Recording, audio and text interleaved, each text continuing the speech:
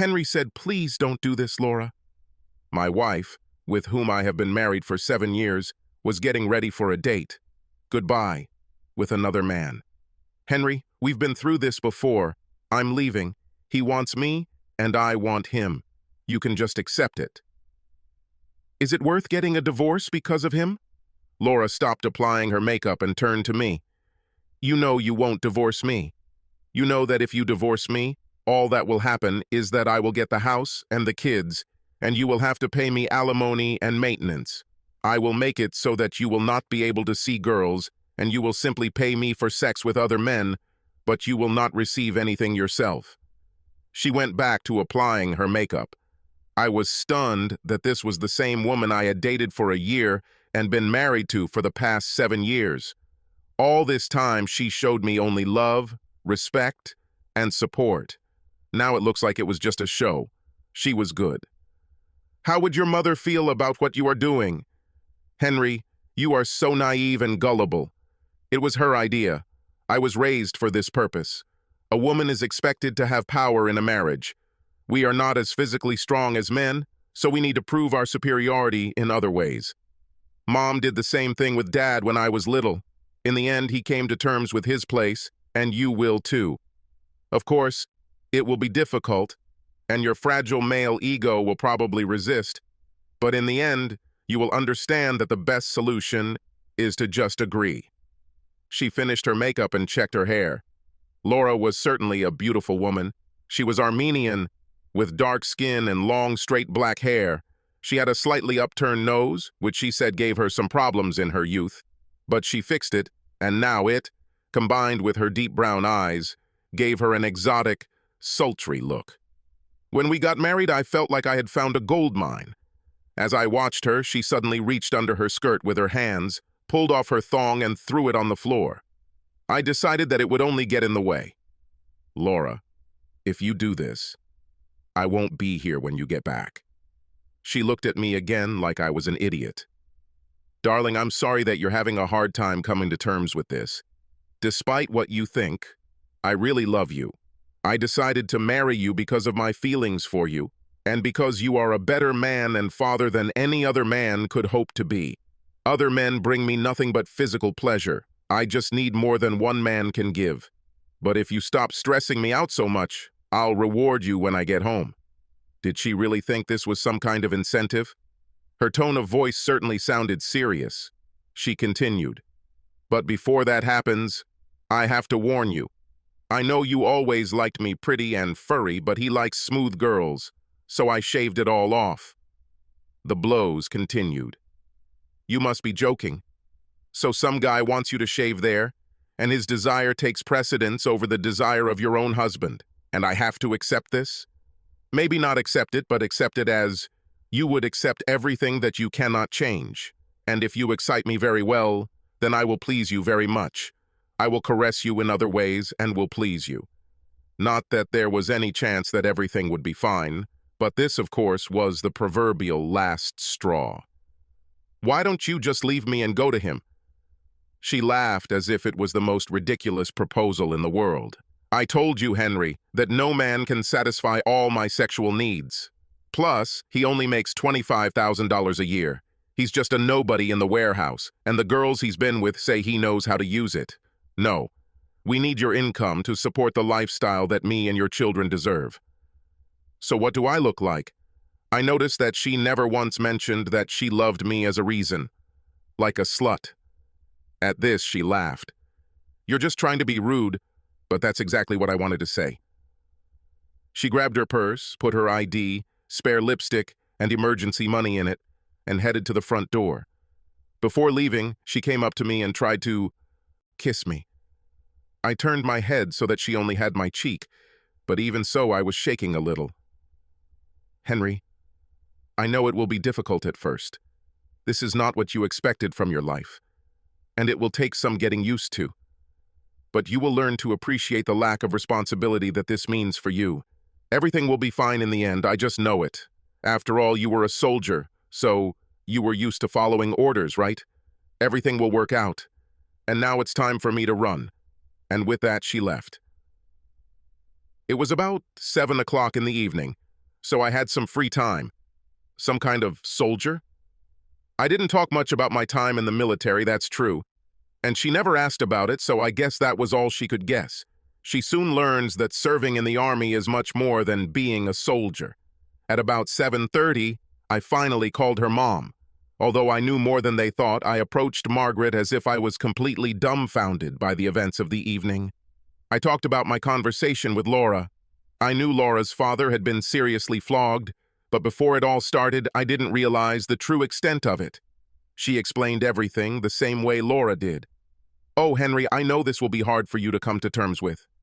You just have to understand that women use natural choice to be in charge, and we have to use every means at our disposal to gain that advantage and control you. And the fact is that despite what you may think based on messages in popular culture, women need a lot more sex than men, and they can keep it longer and better. We must have more than one lover, and we need other men to fill certain roles." I had a hard time not laughing hysterically as she expounded on her philosophy. "This is true?" I asked. "Certainly. Like my husband, Gary, your main role is to provide financial support and raise children, and if you do this well, you are rewarded accordingly in the form of access to our bodies. Laura told me that she only wants to have sex with her lover, and that she will simply satisfy me when I ask for it, that she is intended only for her lover. Don't worry about it. It's temporary. This needs to be done at the very beginning so that you have something to strive for. Once you become more comfortable with your role, you will be more able to please her in these ways. In fact, she will need it. Since you are her husband and social norms dictate that you be the one she lives with, she will need you to help her keep a clear head so she can run the family properly. Is all this clear? You know, Margaret, you explained everything wonderfully. It really makes sense. I'm glad I could help you clarify the situation. I know it seems harsh and such a big change, but it won't take long before you get into the rhythm and even start to enjoy the role you're playing. I'm sure you're right, but please make sure the girls are in bed by 9 o'clock. Of course, Henry, I will gladly fulfill your wishes in this regard. We women are not so unreasonable. And don't hesitate to call me if you have any more questions. Perhaps I can answer them a little more clearly than Laura. Margaret's complicity in this matter will not remain without consequences. She would not be physically harmed, but I believed that the means by which she would suffer would actually be more painful for her. You see, I was more than aware of what Laura was going to do. Laura was too trusting. She assumed that I would just go along with whatever happened day after day and that she had deceived me. But something in her behavior indicated that the situation was changing, so I turned to a few of my brothers in arms to help me by simply doing what they do best. Alan was the smartest of us. He worked in intelligence units when we were overseas and learned almost everything there was to know about surveillance and electronic security. He tapped our phones, tapped Laura's car, purse, and cell phone. He had numerous audio recordings of her conversations with her mother, friends, and lover about what they were planning. I suspected that some of her friends were planning to do the same thing, depending on how Laura's attempt went. David also worked in intelligence, but he was a simpler person than Alan. David was one of those who forged documents for various agents abroad. He no longer did this in civilian life, but retained the knowledge that allowed him to do it, if necessary. But there was a need. David was also one of the best computer hackers. One of my overseas commanders, Mark, was now an executive at a company that did quite a bit of business overseas, and this gave him access to the company's private jet. He could use it at his discretion and did not require special reporting. And finally, Jason, Carl, and Dennis JCD, as we called them. These guys were warriors, but they were good at it. They shot their weapons perfectly and could move silently like everyone else. All the guys were on alert, and at 22 hours, the plan was put into action. My request to put the children to bed by 9 o'clock was part of the plan. I packed several suitcases for myself and the kids, mostly with items of personal and sentimental value. Of course, there were clothes, but the bulk of the things were toys. We could buy more clothes. I loaded them into the car and began the last trip to visit relatives. I stopped in front of Margaret and Gary's house. The house was dark. Only the light was on in the living room. Laura's parents were watching TV. I went out and found that JCD was already there and watching the house. Jason informed me. The kids went to bed at 9 quos and were most likely asleep within 15 minutes or so. Subjects have been watching TV since 9:30. The husband went to the kitchen several times for drinks and snacks, but that was not the end of their movements. We're ready to come in when you're ready. Just tell us. Do it. JCD approached the house. If I didn't know they were there, I wouldn't even notice them. They used only their hands. No automation was required for this operation. I just stood there and watched with interest as the guys entered the living room and quickly tied up Margaret and Gary. I slowly walked up to the house and entered through the front door. I heard Margaret beg, "Please don't touch us. You probably made a mistake. We didn't do anything. Our granddaughters sleep in the next room. Please just let us go. We won't say a word to anyone." At that moment, she saw me enter the room and fell silent. "What are you just saying, Margaret? Don't keep us in suspense." "Henry, what's going on here? Release us immediately." "Shut up, Margaret." I had never talked to her like that, and she was shocked. "Neither Laura nor you can do anything about it. I suggest you just listen to what I am about to tell you. Please leave your questions until the end." As we spoke, JCD calmly and efficiently secured each of them to one of the dining room chairs. These guys were experts at this. Margaret and Gary will sit on these chairs until someone unties them or until they manage to break the chairs into pieces. "Margaret and Gary, I have decided that I will not accept the future that you and your daughter tried to dictate to me. As tempting as it may be to live your life serving your daughter and putting all the responsibility on her, I just don't think I can do it. I'm sure my sarcasm was obvious. I became aware of your little plan some time ago, and I took my own measures to deal with it.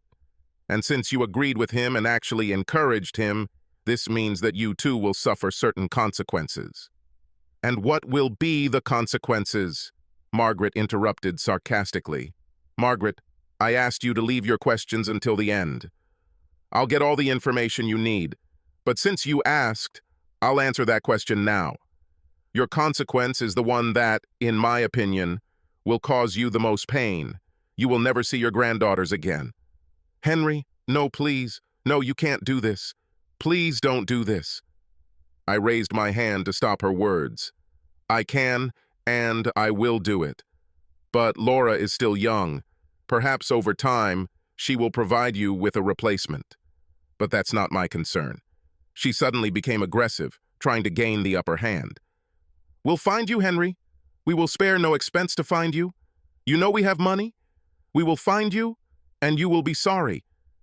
"Please try, Margaret, but you're wrong about one thing. You, as you say, have no money." "What are you talking about?" "Well, due to the consequences of never seeing your grandchildren again, some steps had to be taken to prevent the very action you foresee. Therefore, I had to take such an unpleasant step as emptying all your bank accounts, except for those that will allow you to stay afloat for a month or two. That goes for your investment accounts, your 401k, and even that little secret bank account you and Laura opened as an escape fund that you think I didn't know about. How could you do this? As you can see from the friends who are with me today, it is obvious that many of you underestimated the resources available to me thanks to my military career, which is how I got my hands on almost all the money that is between you and us, including advances on all your credit cards. Before you can even think about pursuing me, you'll have to deal with a surprisingly crushing debt load. Gary, I hope you're not planning on retiring anytime soon. On the other hand, I will never have to work again. Gary didn't say a word, and he still hasn't. He just looked at me, although I think part of him hoped that I would offer to take him with me. But the good news is that you will be in this together. Laura won't be able to afford the house because she doesn't work, and with the mortgage I got on it, even selling the damn thing won't do anything for you. Her credit cards are canceled, and yours are almost maxed out.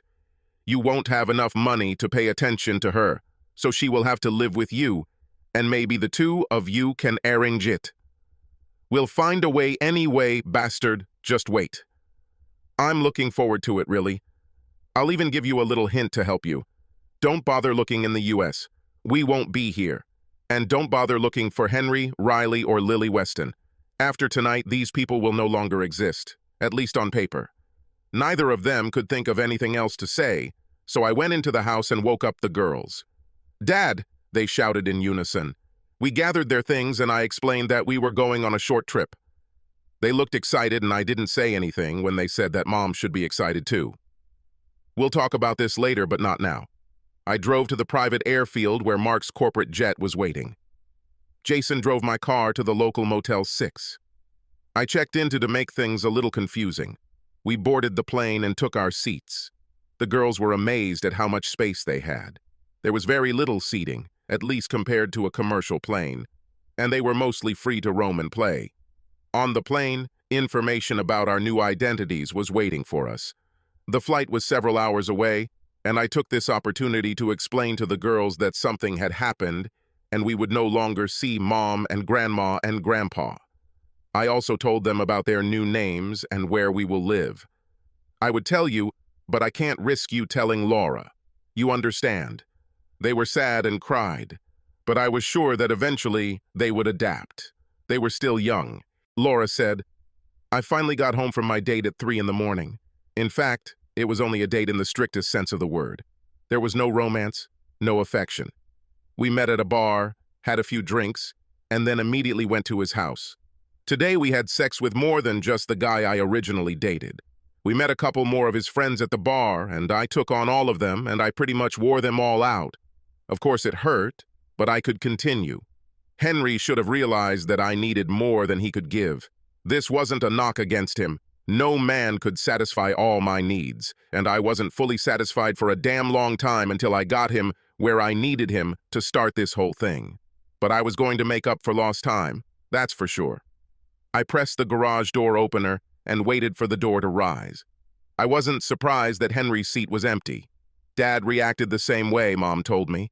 I hoped that everything would go smoothly, but my mother was right when she said that men's egos would not allow them to accept so easily. Perhaps I was too harsh. I know Larry wants exclusive rights to me, even though he had no problem giving me away to his cronies. But I thought that Henry's position as my husband should give him the right to something more. So when he comes crawling back, I will agree to allow him to have sex with me. This should have smoothed things out. I took a long shower, then went to bed naked and fell asleep instantly. I woke up to have slept just fine. I was used to having Henry next to me, and his absence affected me more than I expected, but it was only proof that I really loved him, despite the fact that, what is he thinking now? But he will soon return to my bed. His love for children ensures that he will straighten up and do everything right when I tell him to. I laughed a little to myself as I imagined him coming back and begging me to let him service me so he could see the girls. It was already about 11 o'clock in the morning, and Henry was not home yet. It wasn't surprising, but the longer he was gone, the more I planned to make him apologize. I called Mom and Dad at home to see how the girls were doing, but got no answer. Then I called each of their phones and got no answer either. Strange, I thought. They always answered. Concerned, I went to their home. After 20 minutes, I drove up to their entrance. Their car was also parked, and everything looked as it should have. I expected them to be out since they weren't answering the phone, or maybe they were working in the yard. I opened the door. "Mother, Dad." I barely heard the answer, which seemed strange to me. "Laura, honey, here, faster." I rushed into the living room and was shocked to find them both tied to chairs and lying on their sides on the floor. My God. Mother, Dad, what's happened? I tried to untie them while my mother explained. "He took the children, Laura. It was Henry. He took them." "What are you saying, Mom? Henry did this to you and then took the girls." "Yes, he and his friends. Army guys, it seems." "I don't know. They came in, tied us up, and Henry took the girls and left. He said he was leaving the country and we would never see them again." My head was spinning from this information. Did I really underestimate him that much? I would never have thought that he was capable of such a thing. There must be another explanation. I finished untying Mom and told her to free Dad and then dialed Henry's cell phone number. I'll sort everything out, I thought. He'll get his ass back here with my kids, or he'll be damn sorry. Henry said the phone rang with Laura's expected call. I kept this phone and connected it to international calling just for this call. I let it ring 4 times before answering. Hello? You son of a bitch! Where are you? I hung up. A few minutes later, she called again. Don't hang up, motherfucker, Henry. I hung up again. The phone rang again. This time, I spoke first. Laura, this is your last chance for a polite conversation. If I hang up again, that will be the last time you hear my voice. Is it clear? I could almost hear her frowning into the phone. Yes, I understood. So what's going on? Why were my parents tied up, and where are my children? Well, let me answer these questions in reverse order. First of all, you don't have any more children. Those who used to be your children are here with me, where they will remain, and you will not see them again. Bullshit, bastard. Give me back my children, otherwise you will regret it. This is your last warning about language, Laura. Keep it polite, or I'll end this now. I kept this phone number open just so we could talk again. The next time I hang up, this number will no longer work. So if you want answers, watch what you say. Clear? Laura's tone of voice immediately changed. Most likely, she thought that she would still be able to get through to me, but now she needed to appear calm. She was mistaken, of course, but she didn't know it yet. Yes. Sorry, I'm just really upset. Imagine how I felt when my parents were tied up and my children disappeared. Imagine how I felt when I was told that I would be forced to support my slutty wife while she had sex with everything that moved, or I would face abandonment of my children. None of this would have happened if you had stayed home instead of going out to have sex with 3 different guys. Yes, I've been following you. I know exactly what you did. Henry, baby, I didn't mean it. I was just trying to get you to fight for me and show me how much you love me. We have been married for 7 years. I don't have to fight for you anymore. A woman just likes to be reminded how desirable she is, that's all. This is complete nonsense, and you know it. Your mother explained everything to me. My role is that of a breadwinner and teacher of children, and the reward for good work is your permission to have sex with you. All other men who will serve to satisfy your sexual needs will be in the shadows and will always be ready to have sex with you, since that is all they can do for you. Well, now you can try to apply these conditions on someone else. You were stupid if you thought I'd agree to what you're trying to pull off.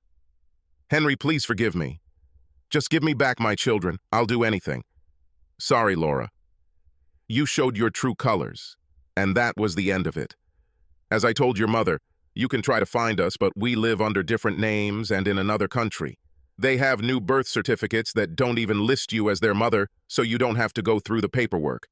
For the first time in my life, I'm glad that my parents died in that car accident. Then it would be more difficult to leave. Goodbye, Laura. I heard her scream my name as I turned off the call and threw the phone into the water. I turned to my 4-year-old companions.